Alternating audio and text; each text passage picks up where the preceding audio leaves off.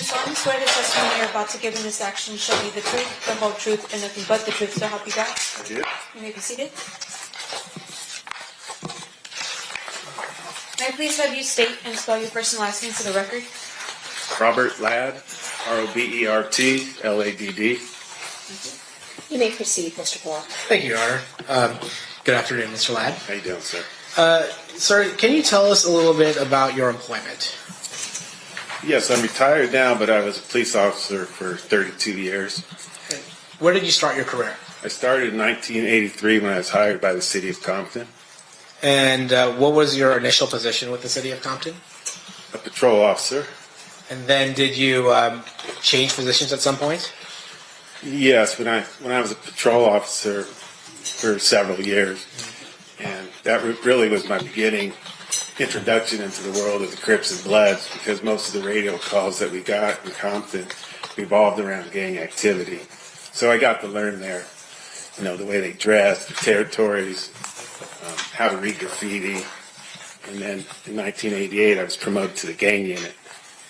And for our edification, how big is Compton? Compton's a 10 square mile city. It had a population of 100,000 people, and we had 55 active gangs in this little 10 square mile city.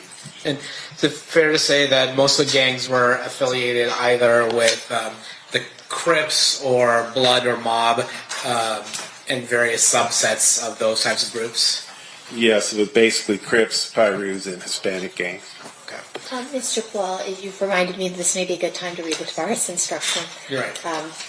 Ladies and gentlemen, you are going to hear testimony regarding drug trafficking, conspiracy, federal convictions, as well as gang affiliation. These are not offered to show the defendant's propensity to commit crime or any other improper purpose, and you may not consider it for those purposes. It is only offered to establish the credibility of his prior statement, the statements made by defendant, motive, and identity. You may proceed, Mr. Paul. Thank you, Your Honor. All right, and then tell us a little bit about your career in terms of, you said in 1983 you became a patrol officer and you were patrolling Compton, which had you responding to a lot of gang-related calls. Is that fair to say? That's correct. And then you ultimately go to the gang unit, is that correct? Yes. And were you assigned a partner? Yes, my partner was Tim Brennan. And then who was the lieutenant in charge of the gang unit at that time? Lieutenant Reggie Wright Sr. During your time as a gang detective, did you also respond to a lot of gang activity in Compton? Yes, when I got into the gang unit in 1988, Compton was a very violent city. We were averaging 70 to 80 homicides a year and hundreds of shootings. So my responsibilities now were to investigate all gang-related crimes, gather intelligence, and photograph and identify gang members. And I also went out on a daily basis and tried to contact gang members and talk to them when I arrested them. And also I tried to talk to them out in the field so I could kind of build a rapport with these gang members out there. Okay, so, you'll have to forgive me, but when I think of a officer, detective, rolling through Compton and trying to start a conversation with a gang member, it seems weird to me that the gang member would want to interact with you at all. Like, how did you develop that rapport?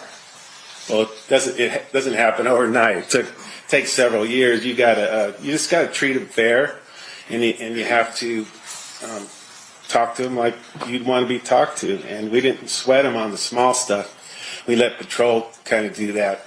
For instance, if they were out there just drinking some beer or smoking some marijuana or whatever, we'd come up and we'd talk to them and say, man, we're not going to sweat you on that stuff. And so over time they say, all right, this guy's pretty cool, we'll talk to him. And then your partner, Tim Brennan, he ultimately was given a nickname Blondie, is that right? Yes, DJ Quick wrote an underground song about it, and it was called Blondie. So everybody in the Compton knew my partner as Blondie. He kind of became famous over it. Can you tell me a little bit about any type of gang training that you've given as somebody who has dealt with Bloods and Crips in Compton specifically? Yes, it was from 2001 to about 2010 that my partner Tim and I, we taught at many national seminars right here in Vegas and in California also. And this is where thousands of police officers come from all over the country as well as around the world to learn about the Crips and Bloods. And so we taught them about that. You had mentioned that in a city as small as 100,000 people, you would have somewhere between 50 to 60 or more homicides a year, and then additional hundreds of shootings. Can you tell us a little bit about that, about the volume of these types of cases? Were they mostly gang-related shootings and homicides? Most of them were, yes. And in 1993, I was promoted to gang homicide detective and started handling all the gang homicides, too. I did this till the year 2000. And so I spent 12 straight years in the gang unit. And during that time, I handled hundreds of homicide cases and thousands of shootings. And I actually talked to thousands of gang members, and I got to know really the way they talk, the way they think, the way they act, basically their overall mentality about gang life in general. I want to talk to you a little bit about some of the difficulties associated with investigating gang cases. As somebody who did hundreds of investigations and homicides and thousands of shootings, did gang cases in particular present investigatory problems? Absolutely. Gang cases, they're the hardest to solve, especially in Compton, because there's a code out in the street where you're not supposed to talk to the police, you're not supposed to go to court, or you get labeled a snitch. And the other problems that we have is that the good citizens that actually see what happened and want to come forward, they're afraid to. They get intimidated by these gangsters, and so they're really hard. We really don't have any witnesses, so we kind of rely on a lot of informants to get our information out there in the streets. And then you mentioned relying on informants, but is it fair to say that if somebody wants to, if a case needs to be prosecuted or brought to court, somebody can't remain a confidential, reliable informant? They actually have to reveal who they are. That's true. And as part of your investigating homicides and shootings, was that a problem to get people to come forward and testify as opposed to giving you information on background? Yes, it's very difficult because when they come to court, if you can get them to come to court, they don't want to get involved. They don't want to say anything, so they're not cooperating. And you said being labeled a snitch was something that was frowned upon.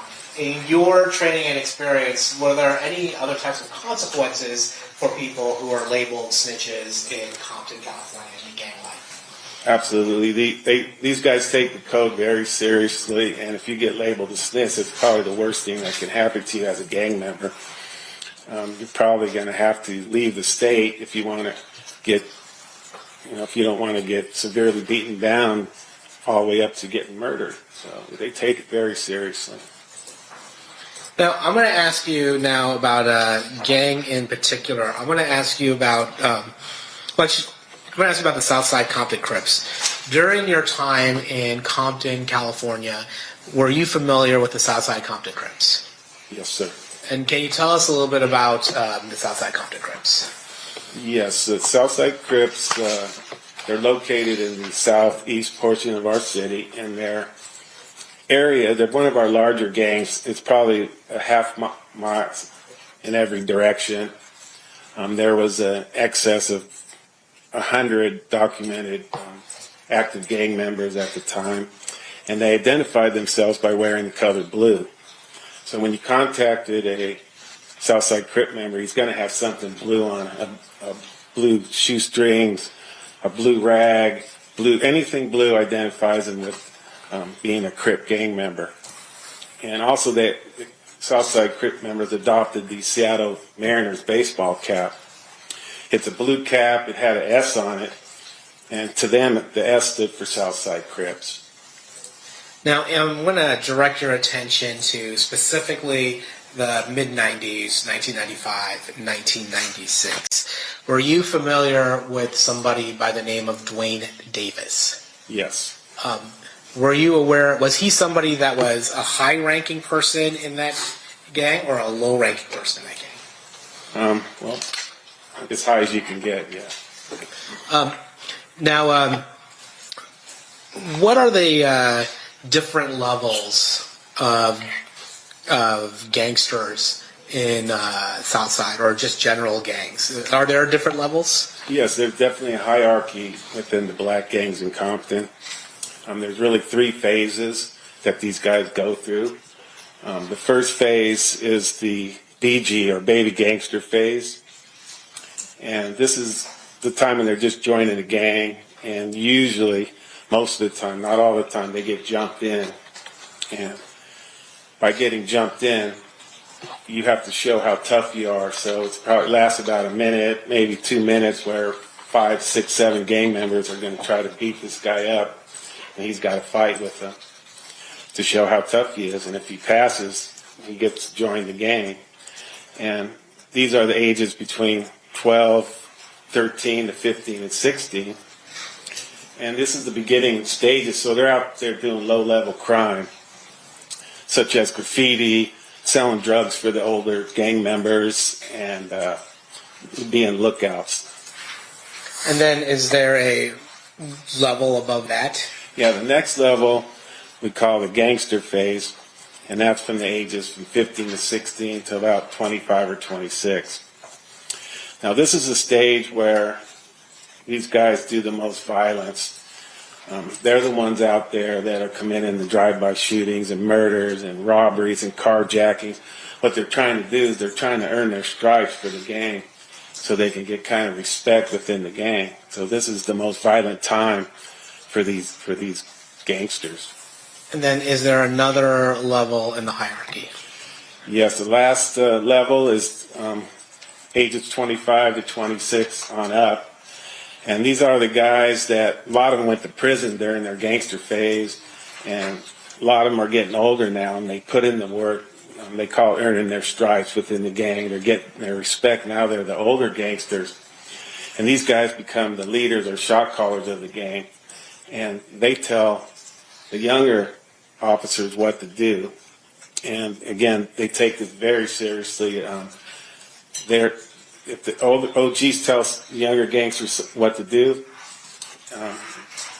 they do it without hesitation. If they don't, there's going to be severe consequences. I've seen all the way from severe beatdowns all the way up to murder. Right. Now, in that hierarchy, so we have baby gangsters, just what was the middle one called? Just gangsters? Just gangsters. Gangsters, and then like OGs. Did you happen to know in the mid-'90s where Duane Davis stood in that hierarchy? Yes, he was a shot caller. You want to me approach? You may.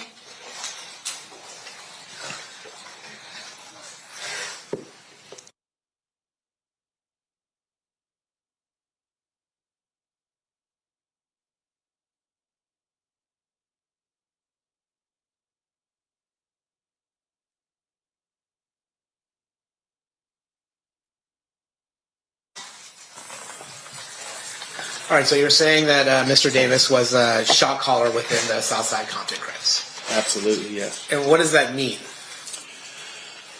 Well, he could tell the younger gangsters what to do, and if they don't listen, like I just said, there's going to be severe consequences.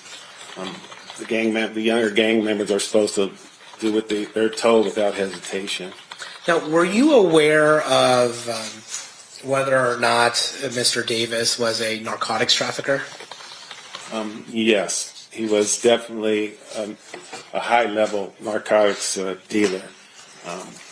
Compton, we were a small city, and we didn't have the manpower or the resources to go after a major narcotics dealer like Mr. Davis.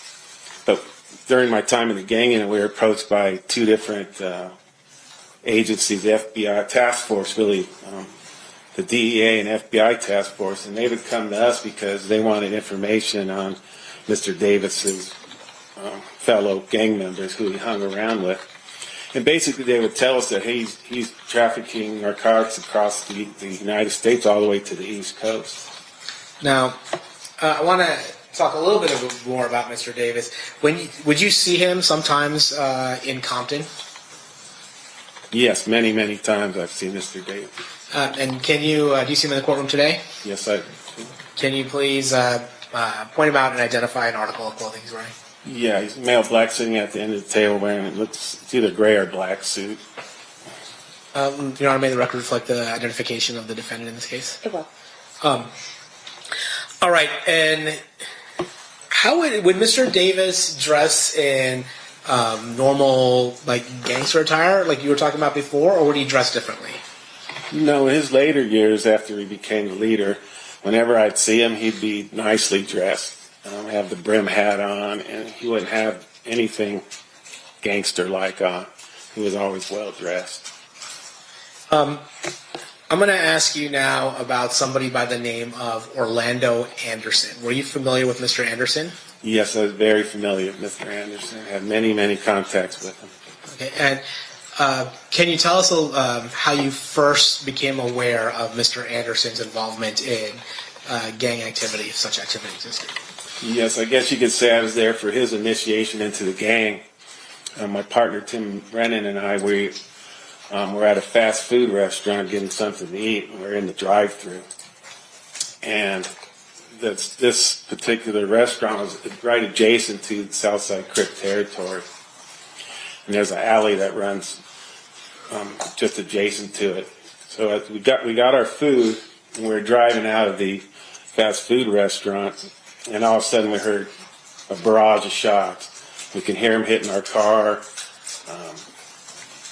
Then heard about 5 or 6 shots, right? So after the shots stopped, we looked at each other, jumped out of the car, made sure we were all right, and we ran to where the shots were coming from. And witnesses were pointing down the street, and I saw 3 male blacks running down towards a known gang hangout. So these guys ran in there. We called the troops. We subsequently arrested Orlando Anderson and 2 other people, and during their interviews they said that was part of their initiation. They didn't have to be jumped in if they tried to kill me and my partner. So they were automatically in the gang, and Orlando Anderson wasn't the shooter during this incident. Was not. Was not. Yeah. Now, were you familiar? Well, did Orlando Anderson, to your knowledge, have any relation to Duane Davis? Yes, we found out that it was Orlando Anderson was Keffe's nephew. I'm sorry. That's fine. And Keffe is what Mr. Davis went by. Yeah, Keffe D. Yeah, Keffe D. Is that kind of how you're used to referring to Mr. Davis? Yes, I kind of know them by their nicknames, really.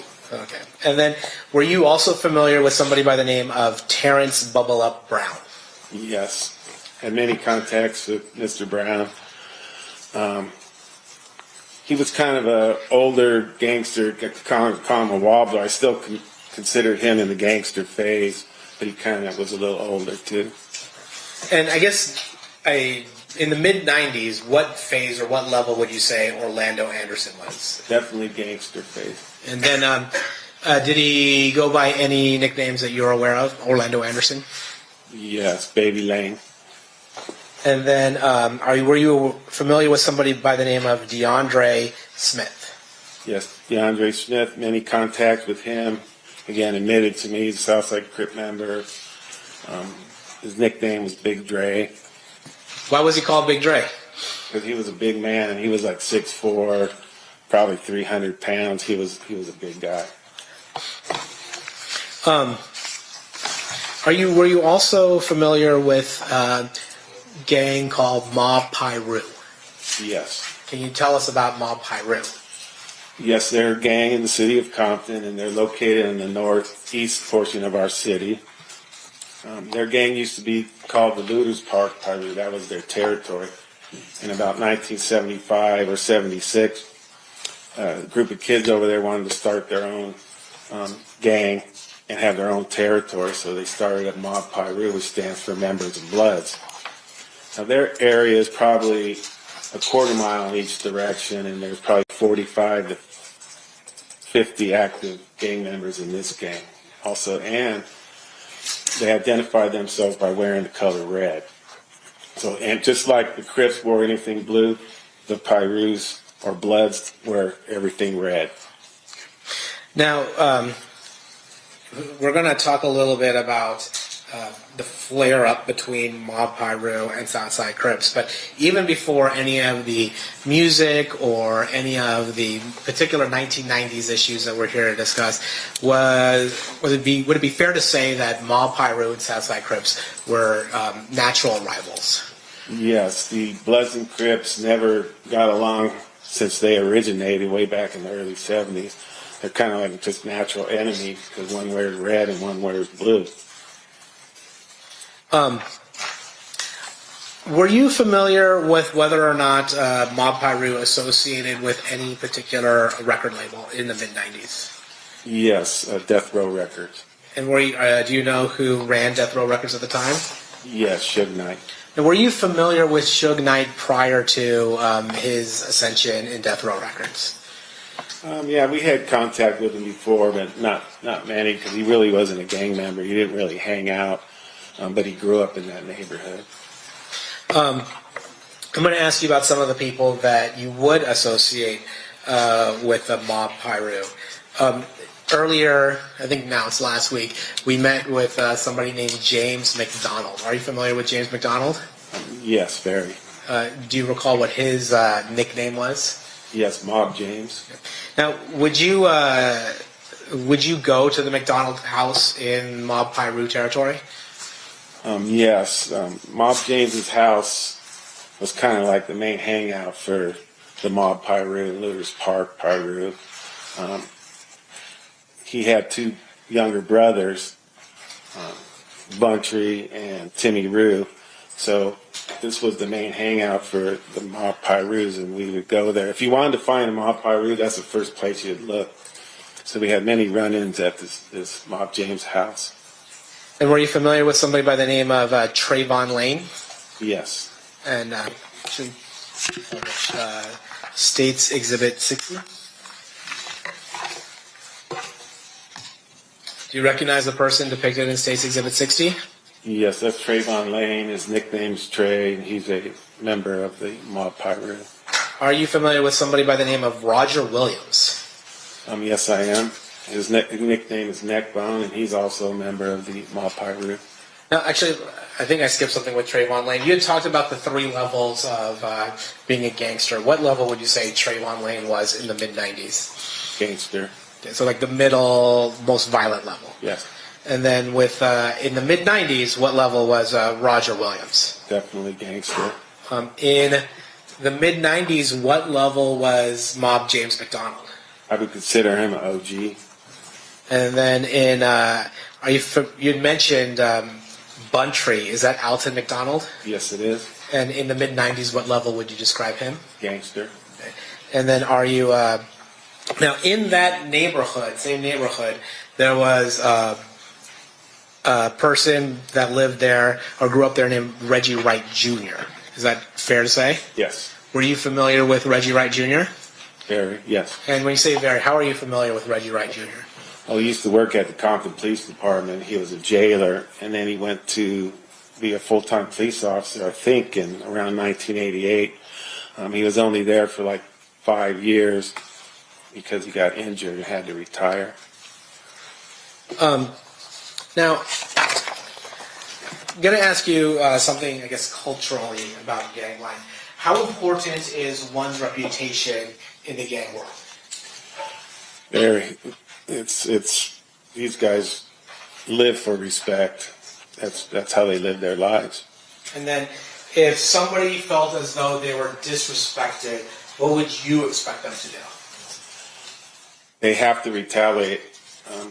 If a gang member is disrespected, they have to retaliate, or they're considered a punk out in the streets. And if you get considered a punk out in the streets, you kind of lose your respect and credibility. And what's the consequence of losing your respect and credibility in the streets? Well, I mean, no, you're going to be nothing in that gang, really. And then, we talked about the hundreds of murders that you've investigated and the thousands of shootings you've investigated, was retaliation, in your experience, ever a motive for those shootings or murders? Yes. I've investigated like 1,000 crimes, and I would say 90% of them are because of disrespect. And so when you get disrespected as a gang member, you can expect some sort of retaliation. Now, you had heard gathering intelligence about this Lakewood Mall incident. Is that fair to say? Yes. But you weren't there, were you? No. And just so we're all clear, Lakewood Mall, is that in Compton? No, it's several miles out of Compton. And so that wouldn't be something for you to investigate. No. But as a gang expert and a gang investigator, what to you is the significance of somebody trying to rip off a gang member's chain? Well, it's definitely disrespect, especially the chain that they were trying to take at the Lakewood Mall. It was a highly prized medallion, and these guys wore it like a badge of honor. So them try to steal this chain and beat up this subject, it would be a major display of disrespect. So now this guy's got to go back to the mob Piru and Death Row Records and tell them what happened. So the next time they see each other, it's going to be on site. As soon as they see each other, some confrontation is going to happen. And you had said that we're talking about the chain. We're talking about that Death Row chain. Is that right? Yes. And you had mentioned that they were wearing it with great pride. By they, who are you talking about? The entourage of Suge Knight. That's Trayvon Lane. Well, back in '95, Suge Knight gave these out as Christmas presents to his entourage, like just, Trayvon, Neckbone, Buntree. They gave one to Reggie Wright Jr. So not too many people had him at this time. So it was a prized possession to these guys. Now, I'm going to take you forward to September 7th of 1996. You become aware of a shooting that occurs out here in Las Vegas, September 7th, 1996. Is that correct? Yes, sir. How do you become aware of the shooting that occurred here on September 7th, 1996? Well, I was at home, and I get a call from my boss, who's Reggie Wright Sr., and he tells me that, hey, Suge Knight and Tupac were just shot. Tupac's in critical condition, and get ready because it's coming back to Compton. He told me that they thought the South Side Crips were responsible for the shooting. And so when he's telling you this, do you now have to have a response to this? Or why is he telling you specifically to get ready? Because when you disrespect and shoot the biggest rap mogul on the planet and the biggest rap star on the planet, and he surrounds himself with the mob Piru, then there's going to be some sort of retaliation. And all these guys were from Compton. So when they got back to Compton, we expected a war. And was there a war? There definitely was a war. Can you tell us about that? So in the immediate aftermath of the Tupac Shakur shooting, did you notice an uptick in violence in Compton? Yes, 2 days after Tupac was shot was our first shooting. One of the OGs was at a store on Alondra Boulevard in Compton, and he was shot in the back several times, and a 10-year-old little girl got caught in the crossfire, and she was hit, and she was in critical condition. And the guy that was shot was a South Side Crip member, and again, he was a shot caller for the South Side Crips. His name was Darnell Brim. Okay, and we've heard Darnell Brim's name before here, but was Darnell Brim part of the same subgroup of the South Side Crips as Duane Davis? No, he was a South Side Crip gang member like they all were, but there was two factions of it. There was a group called the Burst Crew, which Mr. Davis ran, and then there was a Glencoe crew that Darnell Brim ran. And is it fair to say that at some point there was a conflict between the two groups that caused the factionalization? Yes, they used to be one big happy family, but there was a disagreement over drugs, or some drugs were stolen from one of the Birds crew members, and that's when they split apart. They start fighting with each other, and they split apart into two different factions. Now, in your understanding of gang culture, would Mob Piru, if they're seeking retaliation, would they be discerning about which crew or which part of the South Side Compton Crips they were shooting at, or would it just be you find a South Side Crip and then you start shooting? Yeah, they don't care. When they go hunting for somebody, they don't care which faction he's from. If he's a South Side Crip member, or they're going to go after him. Now, certainly that wasn't the only shooting that occurred in the immediate aftermath of the Tupac Shakur shooting. Is that correct? That's correct. We had 3 murders and 10 attempted murder drive-by shootings that happened within a 10-day period in Compton. And is that when, and were those shootings going back and forth related to Mob Piru and South Side Crips? Yes. So, I mean, you had mentioned earlier, there's 53 or 50 plus gangs in this 10 square mile radius, but during this particular heightened sense of violence, what was happening was the shooting back and forth between Mob Piru and South Side Crips. Yes, but basically what it told me as a gang investigator right after the first shooting of Darnell Brim, to me there was no doubt in my mind that the South Side Crips were responsible, because the Mob Piru had to retaliate, and they had 54 other gangs to choose from, but they went right after the South Side Crips. So there's no doubt in mind who's responsible for shooting Tupac and Suge Knight.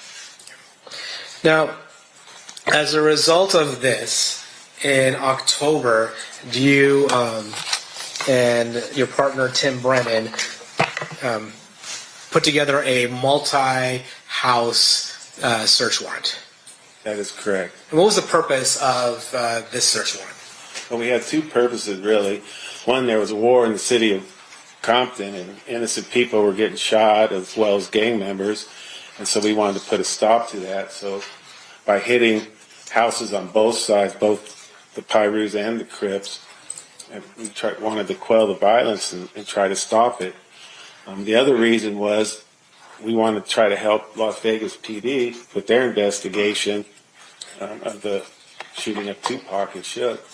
And when you said you wanted to help the Las Vegas Metropolitan Police Department in their investigation of who shot Tupac and Suge, can you elaborate more on how you believed this search warrant might help Metro in its investigation? Yes, the way we handle gang-related homicide is when we did the search warrant, we'd find a reason, hopefully, to arrest them.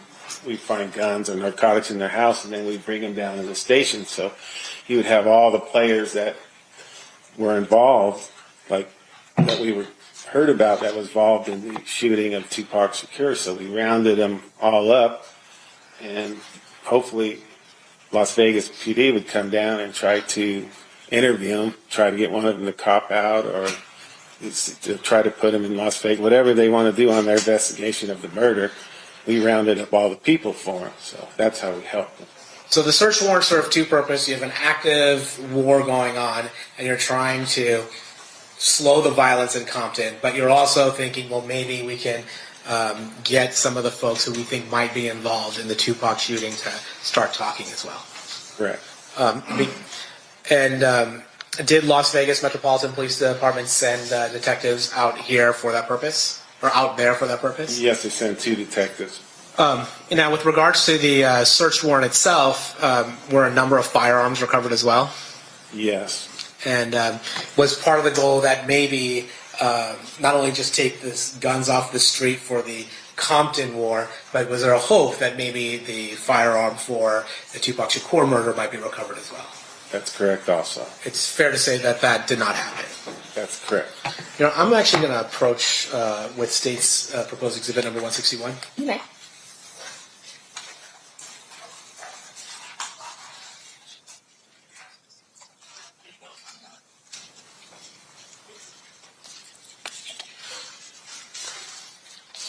I'm showing you what's proposed state's exhibit number 161.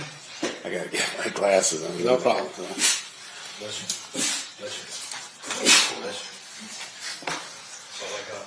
Okay.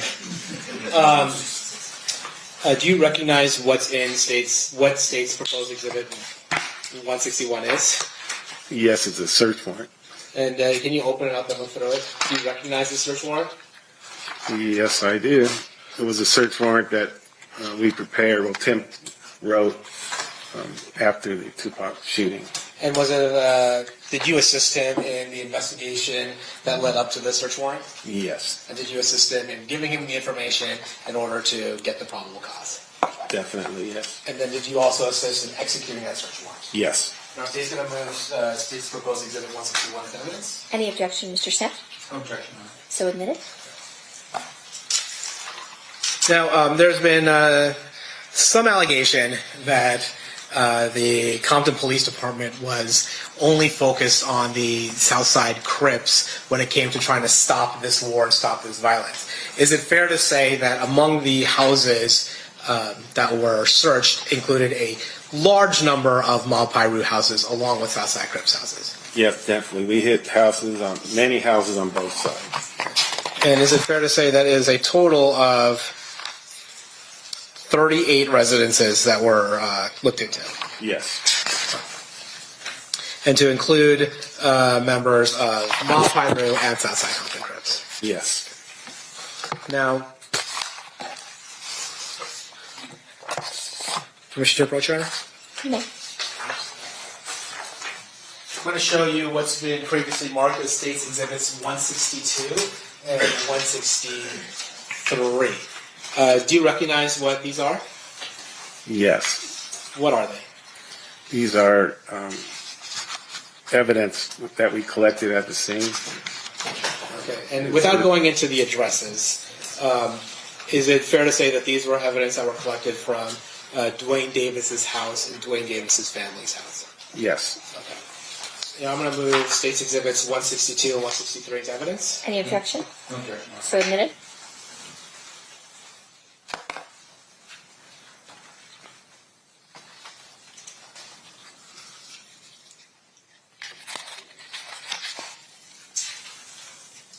Okay, I'm going to first turn your attention to State's Exhibit 162. Can you finish that?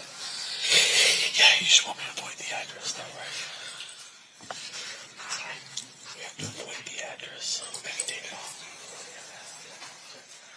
Jessica, maybe take it off me while it comes up, so we can avoid the address itself.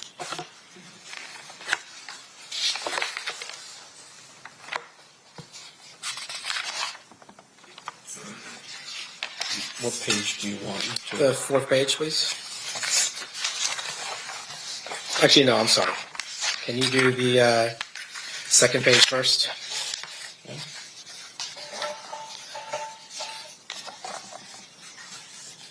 Okay. Yes. Okay, so this is the first address we're going to talk about here. And again, we're not going to go into what the actual address is, but do you recognize the people that are listed that were located at the address?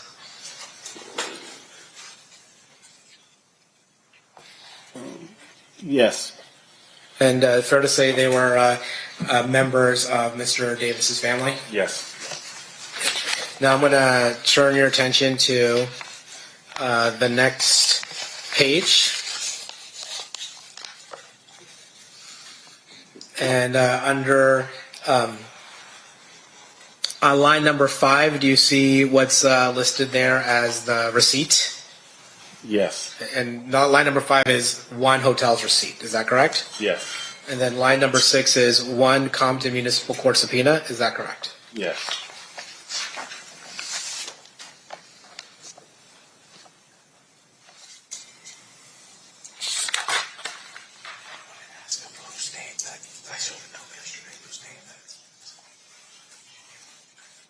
Then I'm going to show you State's Exhibits 163. If we can take it off us for a second.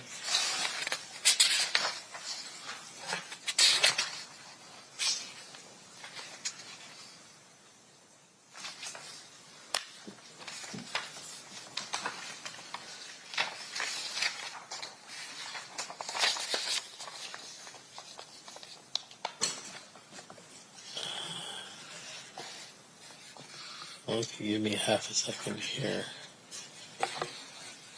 Sorry, can we approach? I think you just got to show it to him, Mr. Law. I don't think we can put it up. Okay. This is what it says.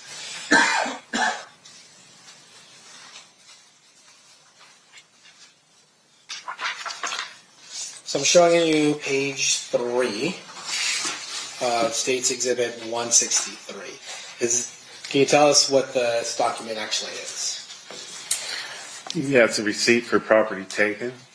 And then it actually mentions who is taking some of the property here, doesn't it? Yes, And who's that? myself. Okay. And then one is a letter from the Excalibur Casino, is that correct? Yes, And then the other is an envelope addressed to Orlando Anderson, is that correct? yes, And then the third is miscellaneous bills addressed to Orlando Anderson as well, is that correct? yes.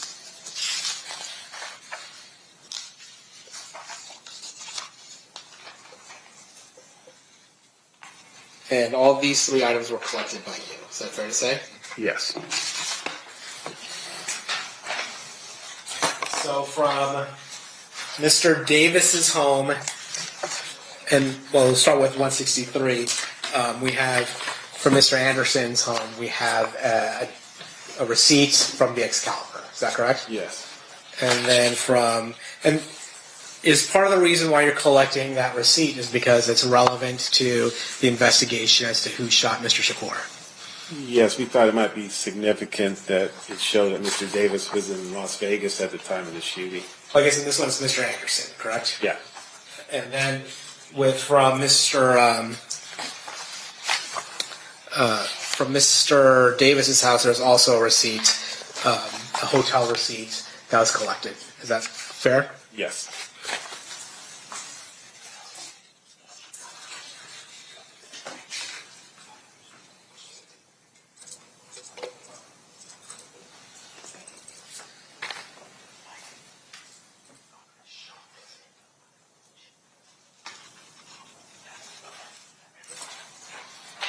Yeah, I'm going to approach. I'm going to show you space 160.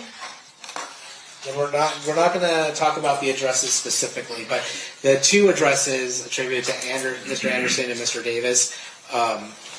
One is at the top, and then one is at the bottom with a red dot. Is that correct? Yes. It's fair to say that they are very close to each other. Yes. I'm going to move 160 to evidence. Any objection? No objection. So admitted.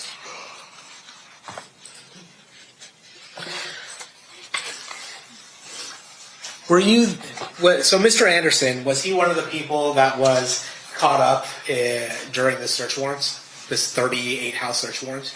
Yes. And was Mr. Davis around during the 38 house search warrant?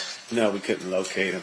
So you were able to locate Mr. Anderson, but Mr. Davis was just not around. Correct. And you don't know why or how that is. That's correct.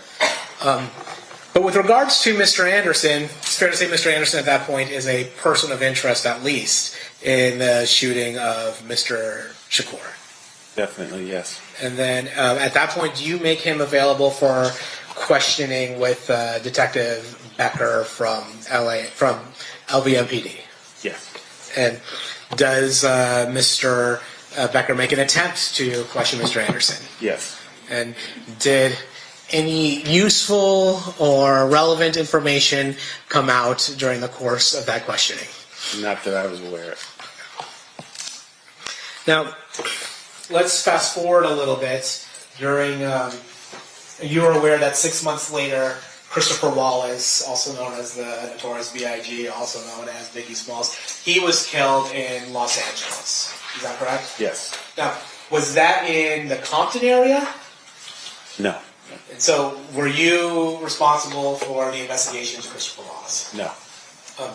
But did you end up assisting the LAPD in trying to execute search warrants in an attempt to gather information on the murder of Christopher Wallace? Yes. And why were you the person, or you and Mr. Brennan the person that LAPD would ask for assistance? Because we knew who all the players were, and we told them at the time that they had a little internal feud going with each other, and we were getting ready to do search warrants on them. So you were getting ready to. They were having an internal feud. Is it fair to say that the 1997 search warrant served a dual purpose in a similar way that the 1996 search warrant served?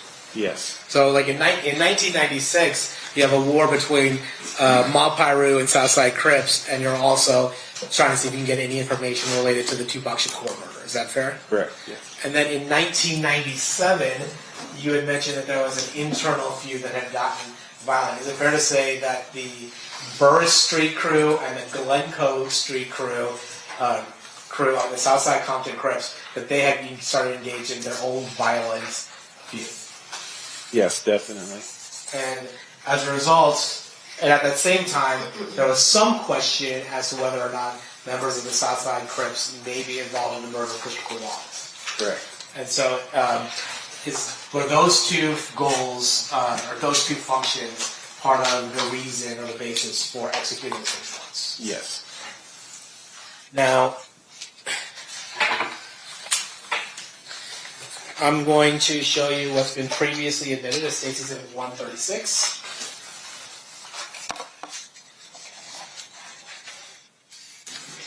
Do you recognize State's Exhibit 136? Yes. This is a search warrant we did on. And we're not going to talk about addresses by agreement, but it's a search you did on a different house from the houses that you did in 1996. Is that correct? Yes. And this is a different residence that was associated with Mr. Davis. Is that fair? Yes.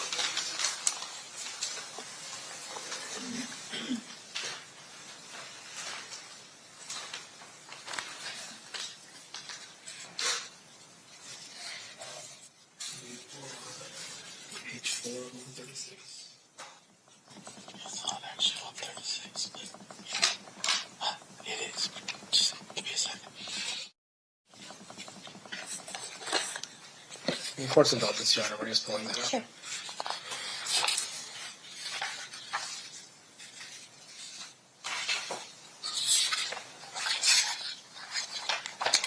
Jessica, you can put it on me. And Mr. DiGiacomo, do you mind zooming in a little bit? Yeah, if I figure out how to make the Zoom work on this.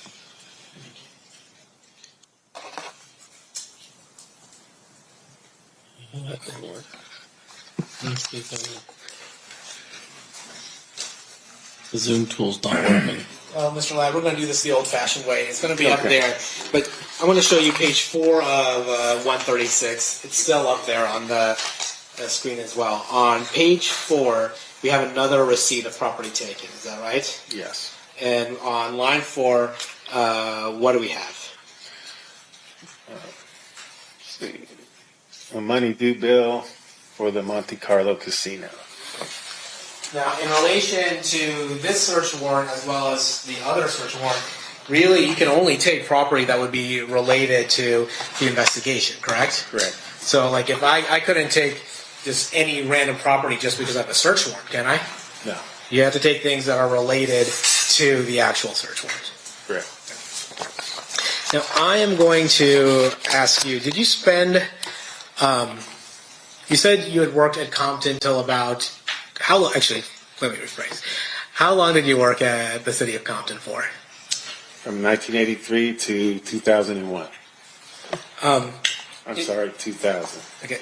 Is it fair to say that at some point the Compton Police Department got swallowed up by the LA Sheriff's Office? Yes. And did you stay with, did you sign on to the LA Sheriff's Office after that? Yes. Do you recall approximately how many of the Compton police officers stayed with the LA Sheriff's Office? Okay. Go ahead. You want to finish? Okay. I'm sorry. I don't want it to be like yesterday where we keep on interrupting each other.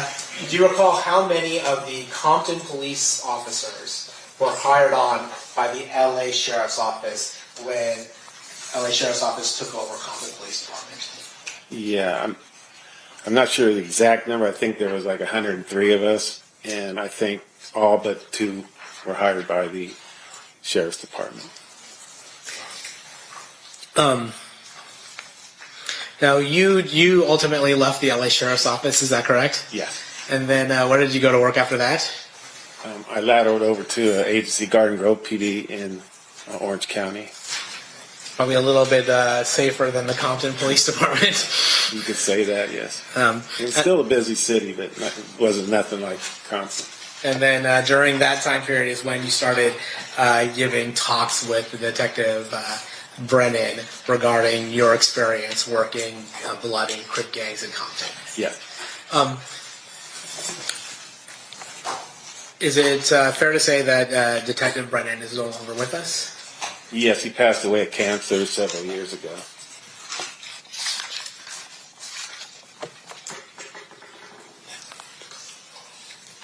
Oh, yeah. You know, I'd forgotten about one of the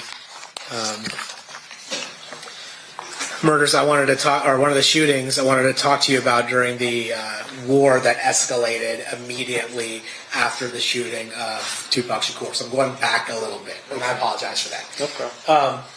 One of the people that was shot was a man by the name of Bobby Finch. Is that correct? Yes. And Bobby Finch was actually killed on September 11th. Was Bobby Finch a gang member? No. Was Corey Edwards a gang member? Yes. And what gang did he belong to? South Side Crips.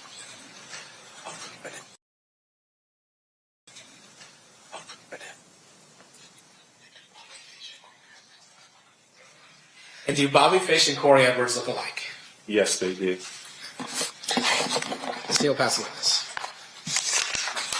Does anyone need to use the restroom before we get into cross? Seeing no hands, Mr. Sampson. Oh. You good? You're good? Restroom. Okay, perfect.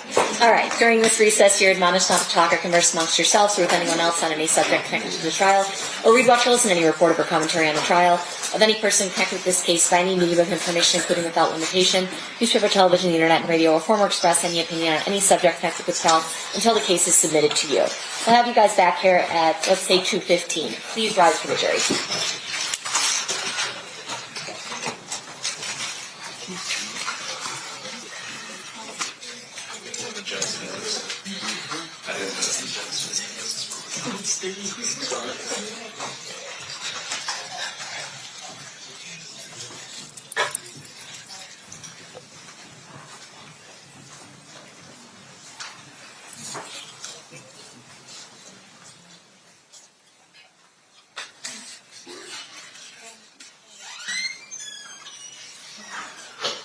For the record, the jury has exited the room. We'll be in recess. Did the parties stipulate to the presence of the jury? Yes, Your Honor. Yes, Your Honor. You may be seated. All right, we're on cross. So whenever you're ready, Mr. Samp, you may proceed.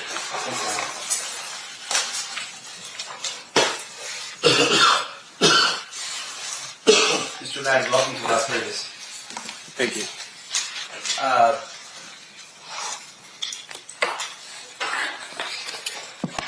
Now, during your time in Compton, seems like it was a pretty colorful time where you were there.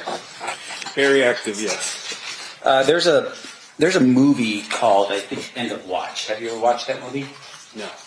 Okay. Have you ever watched any movies at all from that time period? Like, say, I don't know what there was out there. Any of the LAPD movies during that time period? Have you ever watched any of those? You have to be more specific. I know. Sorry. I'm trying to figure out there's another one out there besides End of Watch. But you share basically your experience working as a Compton police officer to the time you started working as a detective for gangs in a book that you wrote. Yes. And that book is called and entitled Once Upon a Time in Compton, right? Yes. Okay. Now, you do write this book in addition to Timothy Brennan, your partner. Yes. Now, in the book, I've read the book, and when you guys are working together as a team, it's Tim and Bob, right? In the book, you guys, Tim and Bob, we did this. Tim and Bob, we did that, right? Yes. Now, the book itself, as you created the book, fair to say that was a book that I would think that you would be proud of, the work that you put into the book. Yes. And in terms of the book itself, you could sit here basically as you're talking with us and this jury today that the book is accurate in terms of what you recall during that time period, right? Yes. And you would have taken great pains to make sure that that book was accurate before it was published. Yes. Meaning, for instance, if you read something in the book that wasn't accurate and it wasn't published yet, you would make a note to either tell Tim or this other lady, I think her name is Lolita, that, hey, this isn't quite right, I don't remember that, and there would be some discussion, maybe changing or something, right? Yes. Okay. And in order for you to write the book, and I think you published this book in 2017? Correct. That was, and you started working for Compton in what year? 1983. So, and you start off in the book from 1983 on in terms of your experience working as a police officer in Compton, as well as Tim's experience working as a police officer in Compton, right? Yes. Did you, I would imagine you would have used notes and that kind of thing to help refresh your recollection and help remind you of certain events, certain cases, that kind of thing. Yes. Yeah, because in the book, for instance, there's a lot of different people you run into. And there's a lot of different scenarios you run into as well, right? Yes. Most of it was based off our memories, but Yeah. like for the search warrant or whatever, we could go back to a search warrant and look at that to refresh our memories. Right. Most of the stories are just from my memory. Yeah, and fair to say, of course, it's also Tim's memory as well. So something Correct. that you would remember, he would remember, and vice versa, and you go, oh yeah, I remember this now, and you would say, oh yeah, I remember that now, right? Yes. So part of the book, in essence, really is it's teamwork between you and Tim and Lolita writing the book for you. It's a collaboration. Collaboration. Okay. Now, did you write any of the book yourself? Basically, we got Lolita Files to write the book, and we told the story to her. Right. And so she actually wrote it, but it's our story. right. And Lolita, meaning that this was an experienced writer that you recall, right? Before she wrote the book. Absolutely. And when she wrote the book, can you tell us a little bit about Lolita, who she was as a writer? Yeah, she had several books that were published prior to that, and she was very up on the hip hop scene. So when we got together, and we kind of just clicked, and we collaborated to write the book. So, And in terms of her background and so forth, did she go to school for that? I'm not sure. All right. And was she working as a journalist or a writer prior to you meeting her to write this book? Yes. Now, in addition to that, throughout the course of the book, you do put pictures in here, and pictures of you with darker hair and less of a goatee and more of a, looks like just actually one without a picture of no facial expression whatsoever. It's a picture of you as a young police officer. Now, the purpose for these pictures in your book is really to help establish some of the things that were happening during that time period, so the reader could see visually what was going on, right? Correct. Now, in addition to that, in the book, you had put as well, and the book, the picture. Let's see, the picture that I was looking at is this picture right here. Do you recall this picture? Yes. Yeah. So, and once again, it's just to show your experience while you were being a police officer in Compton, right? Yes. Now, in addition to that, though, you do put in the back of your book some documents that were documents that you used in furtherance of your job as a detective at some point, right? I don't really understand that question. Meaning, for instance, in the back of your book, you do put in here a map of the Compton area gangs, for instance. Yes. You also put in here, and the Compton area gangs for the jury, we're talking just to highlight how compact of an area the city of Compton was and how many different areas was claimed by different types of gangs. Fair? Fair. Okay. In addition to that, you also had included in here the affidavit, the search warrant that we just talked about before, right? This 40 area search warrant. Yes. You put that in the book as well. Yes. And just for the jury's edification here, for instance, none of the information in here is redacted, meaning it's not taken out by a black mark or anything like that, right? Correct. All right. And I'm not trying to get anybody in position here to be in trouble, but in essence, the book and the information that's in here was readily available for anyone who wanted to buy and read it. Correct. Okay. Now, in addition to that, did you have a publisher on this? At the beginning, we did, yes. Okay. And what do you mean at the beginning? Well, it was a publishing company, and we kind of had a little conflict with them, so we decided to leave them and self-publish. I see. And so with Lolita's help, once the book was finalized and you and Tim both felt good about the finished product with Lolita, then you just published it yourself. Yes. How does that work? Well, you just go to Amazon Books, and it kind of just runs you through it. It's kind of a complex system that you have to do certain things. I mean, I didn't really do it, so I can't really tell you the exact steps because I'm not very good on the computer. I know how to turn them off, and I know how to turn them on. Well, let me ask you this in terms of what was happening with Amazon. Once you submitted it to Amazon, Amazon becomes a platform that sells the book. Yes. And so if someone's interested in the book, they just look it up and they click and they buy the book. Correct. Now, at some point, though, as they're buying the book, you receive a record as to how many people have purchased the book, right?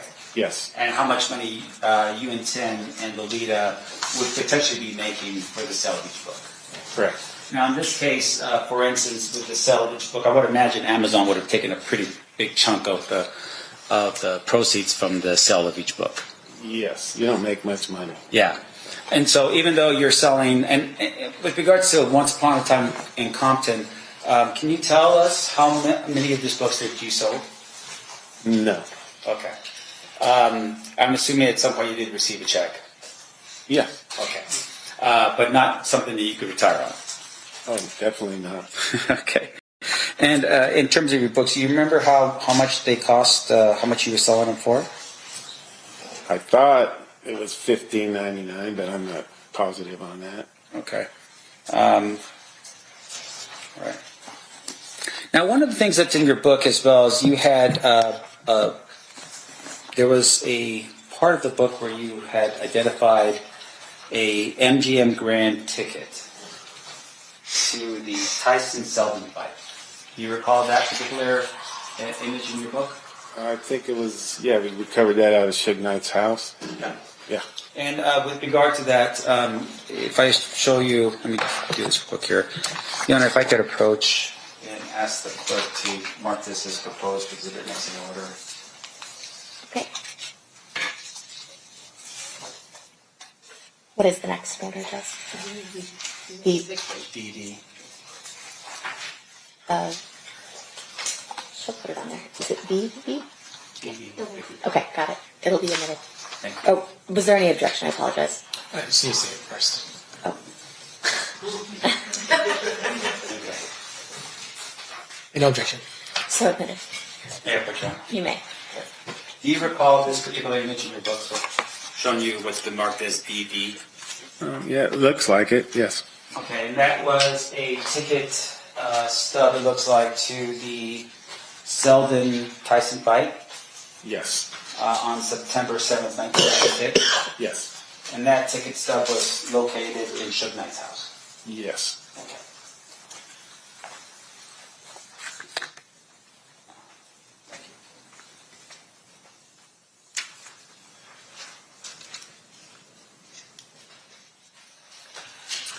Motion for the jury here so they can see.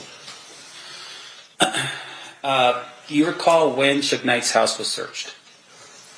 The day that I think it was October 2nd, well, the day we served all 38 search warrants. I see.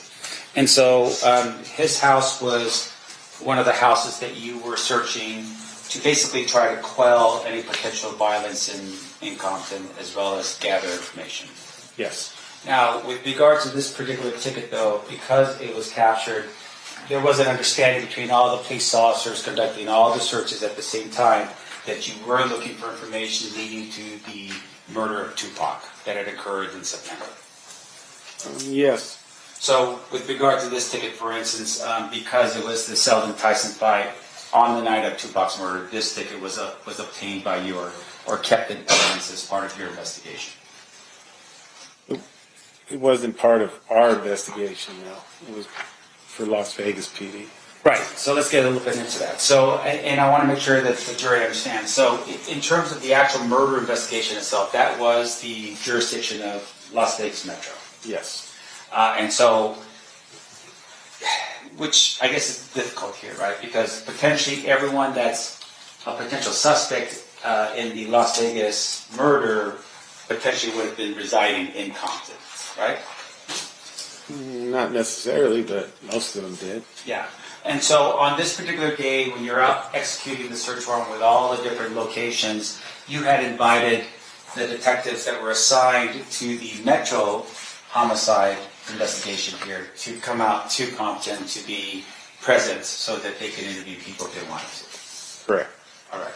And so this particular piece of information would have been something that they would have been interested in, I would assume. Yes. All right. Now, we talked a little bit about what was also found, and you had indicated that there were some receipts, some hotel receipts that were located. Where did I put that?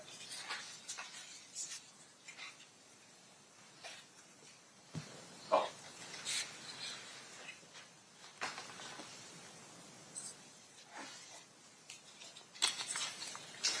I think the state had already presented this to the jury. What was the last exhibit you guys put up for that? It's 161 and 162. It's just, that's the entire return for all locations. Yeah. The two are up there. Okay. Sir, what you were showing earlier in terms of the affidavits in this case, thank you. Fair to say that the size of the affidavits that were shown to you, and once again, this is for the state, or for the jury's edification. State's Exhibit 161.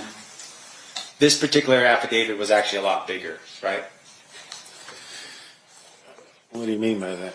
Well, meaning, for instance, that you were targeting some 38 houses, which means that each house had its own paperwork attached to it, which would have made this document a lot bigger than what this document is right now. Oh, for sure. Yeah. And then with regards to the document, we're targeting or focusing on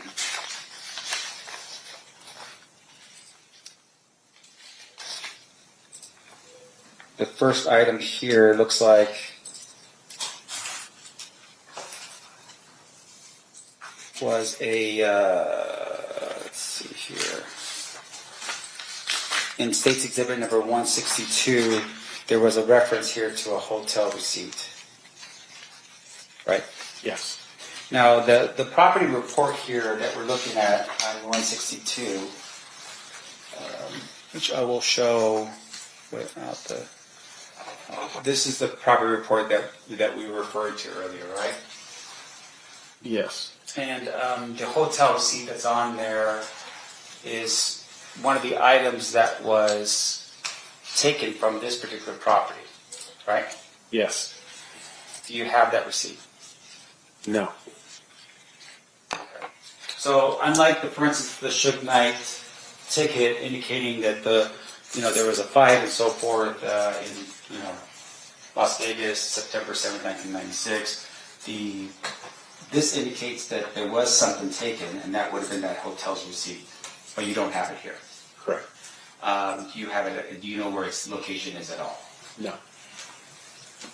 Now, in addition to that, you also, in one of the other homes, had indicated that there was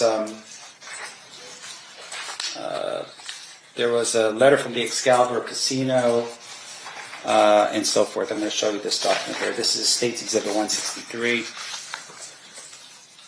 And just for the jury's edification here. So it looks like here on number 1, this would have been the receipt of property taken, correct? Correct. And underneath it here, number 1 would show a letter from Excalibur Casino addressed to Orlando Anderson, right? Yes. All right. Do you know the date of this particular document? It would have had to be the same day of the search warrant. Well, I'm sorry. I'm talking about the letter itself. Oh no. Okay. And do you have a copy of that letter? I do not know. All right. Do you know where that letter is? No. All right. The next part here looks like there's an envelope addressed to, once again, Orlando Anderson. And with regards to this particular document, do you have any indication of where that document is? No, it was booked into property. So. Right. And that's the same thing with number 3 on miscellaneous bills addressed to Orlando Anderson, right? Yes. None of these documents are addressed directly to Mr. Duane Davis. Fair? Yes. And once again, when you are searching and finding something like, for instance, the Suge Knight ticket, that document is carefully taken from the scene and put into evidence in a way that would preserve the chain of custody of something like the ticket. Correct. Now, in this case, when you searched either of the 2 residences in this case, did you find any indication at all? Any MGM grand ticket of being on the second row of the fight? Anything at all that would indicate Mr. Davis was actually in Las Vegas? No. Okay. Now, in addition to that, we have talked a little bit about the second search warrant. And the second search warrant is this one here, State's Exhibit 136. Okay. Now, when a search warrant is executed in California, at the time it's executed, is it confidential or sealed? Sometimes, yes. In this particular case, with this particular search warrant, was this search warrant sealed? Yes. And was it sealed up until the time that the search had been conducted? Yes. Okay. When did this particular search warrant become unsealed? I don't recall. Okay. Fair to say, though, that if someone's charged in a crime based upon search warrants that are sealed, that search warrant would then be available for the defense to look at. Yes. And it would be unsealed at that point. Yes. And that would be the same, of course, with the search warrant that occurred at the beginning of October the year before, right? Correct. So in this case, with this particular search warrant here, this is dated as of May 27th, 1997.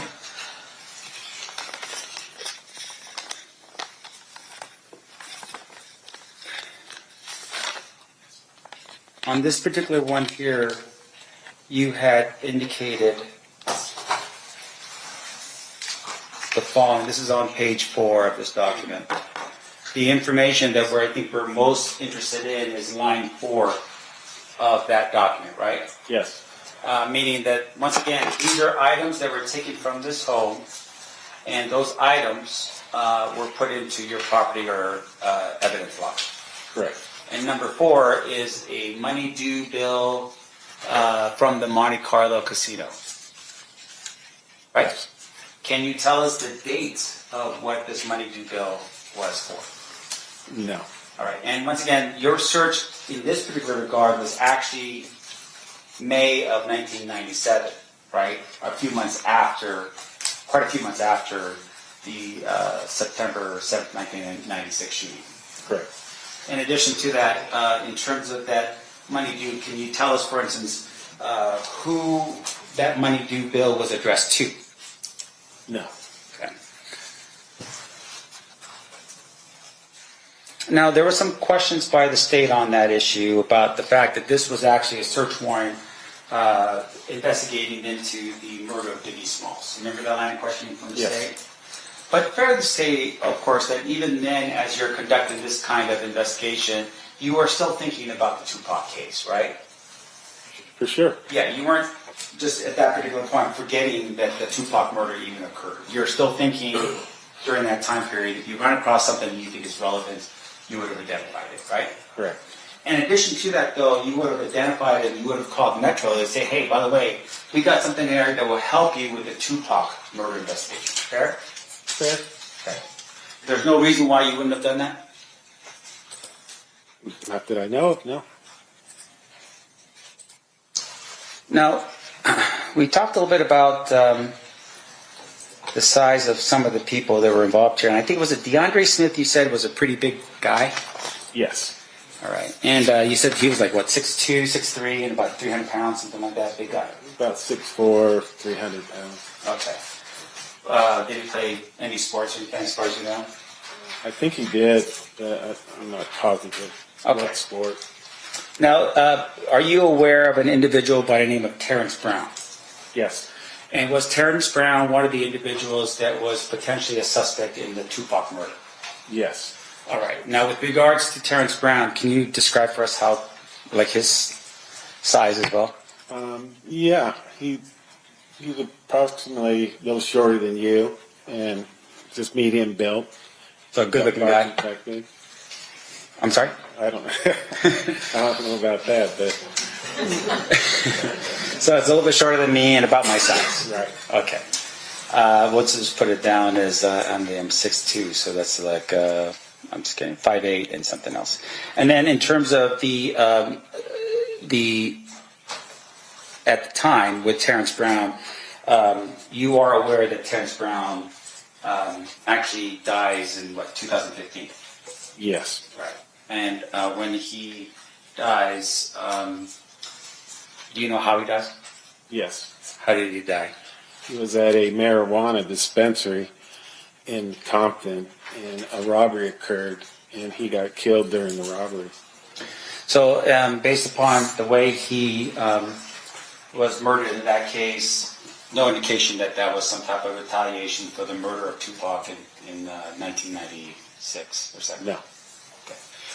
In addition to that, in 1996, I apologize. With regards to DeAndre Smith, do you know when he passed? 2004, and he died of medical complication. Right. And as far as you know, nothing that would have been associated with any type of retribution or revenge for the murder of Tupac Shakur. Correct. Now, Orlando is the one who passes away relatively quickly after the shooting. Yes, approximately a year and a half. Right. And in terms of how he passes, he was shot and killed. Yes, you want me to tell you what happened? Please. Orlando Anderson was with his best friend Michael Duro, and they were at a burger stand in Compton. And across the street from the burger stand, there was a car wash.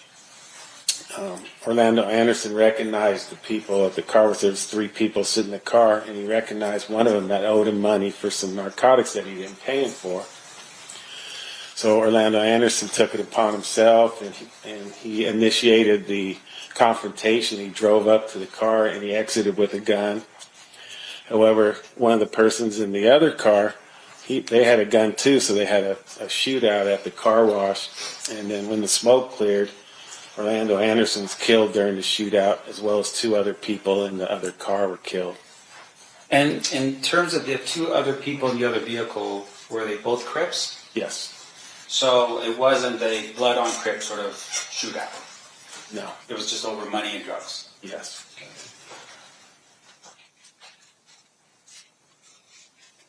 Now, we've had some discussion here about Darnell Brennan. And you're familiar with Darnell Brennan. Yes. And the way I'm understanding this is that within the South Side Crips, you had 2 different factions. Correct. You had the Glencoe faction with Darnell Brennan, Yes. and then you had the Burr Street faction. Correct.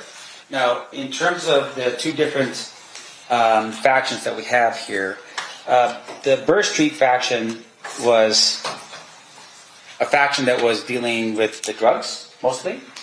I'm Is that how sorry, it can goes? you repeat that? In terms of the Burr Street faction, that they deal in drugs. That was one of the things that they were involved in, yes. Yeah. And in terms of the other faction, we talked a little bit about Darnell Brennan. He was a shot caller. Correct. And he was a violent person. He had the potential of being a violent person, yes.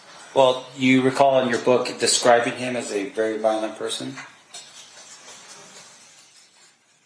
I don't recall that, but if it's in there, it's what I said. Okay. And once again, it would have been something that if it wasn't true in your book, you would have corrected it. Yeah, I'm not saying he wasn't a violent person. Yeah. He definitely had the potential to be a violent person. And isn't it fair to say, though, like even in your book, that you describe him as being someone that was implicated in some attempt murders, that kind of thing as well. Absolutely. Darnell Brin. Yes. Now, Darnell Brin is shot in the back how many days after the shooting of Tupac Shakur? 2. And with regards to the shooting in the back, do you know who shot him in the back? No. Okay. We were told it was Piru, though. Right. And would that fall more into the idea of what you're saying about retaliation in this case? Yes. Now, there are other people that potentially were considered, I think including the initial investigation here, as being part of the Tupac murder. Do you recall a person by the name of Noel Spank Johnson? Yes. All right. And he is also a South Side Crip member, part of the Glen Cove crew. Correct. All right. Do you recall a person by the name of Jerry Monk Bond?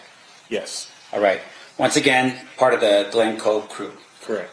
And then also Orlando Anderson. Correct. Okay. So those individuals at some point were considered to be potentially involved in the murder of Tupac Shakur, correct? Yes. Yeah. Now, in addition to that, when you had conducted the searches on Mr. Davis's home and the locations that we're at, did you ever find money? Not that I'm aware of, no. No vast sums of money for somebody making 20% of $4 million a month? No. How about expensive clothes, like stuff that was worth, suits worth $6,000, anything like that? I don't recall the clothing that was inside. Yeah, but in terms of, just information about the individual's living conditions, for instance, did you find any expensive cars that he owned or anything like that? Besides the lowriders and stuff that people put a lot of work into. Well, them are expensive cars to me, so Yeah. yes, we did.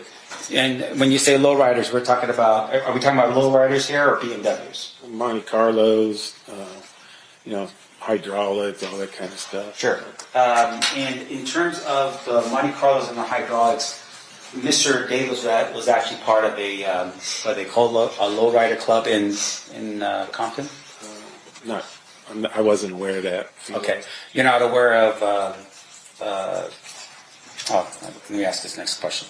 But in terms of the vehicles we're talking about, they were not Mercedes-Benz, BMW, nothing like that. They were just modified cars. Correct. Now, in addition to that,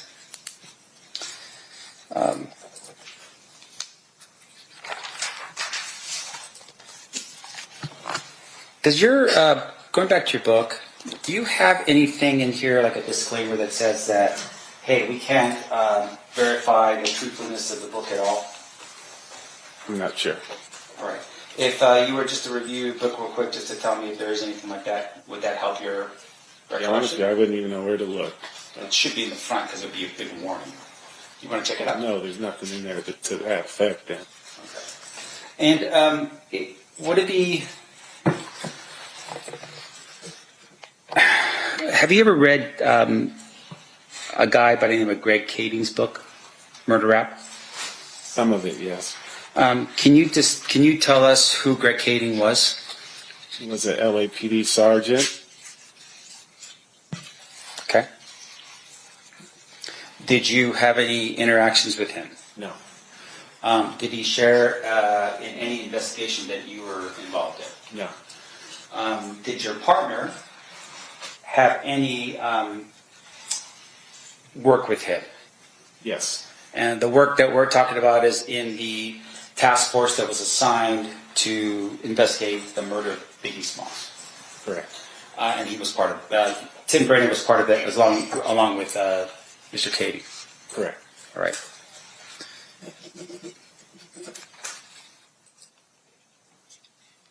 Now, we had shared a little bit about the swallowing up of Compton PD by the LA Sheriff's Department.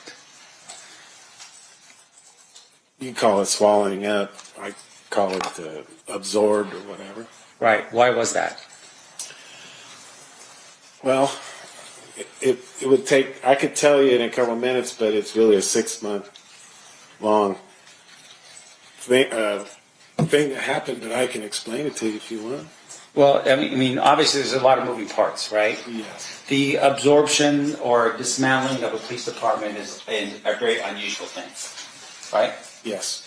And so in order for that to happen, if I can just cut right to the chase with you, was there corruption going on within the department that caused the absorption of the department back to the sheriff's department? No. Okay, then what was it that caused it? It was the mayor, Omar Bradley, at the time, was being investigated by the FBI. He found out that he was being investigated by the FBI, and he blamed our chief. Right? So what he did is he put our chief and a captain off on administrative leave, and he made some allegations of missing narcotics. Okay? Now, these guys were two 30-year veterans with prestigious careers. Our department elected to do a vote of no confidence against the mayor. And this really pissed the mayor off. And he went to the city council, and they voted to bring in the sheriffs. And they never asked the citizens if that's what they wanted. He just did that upon himself.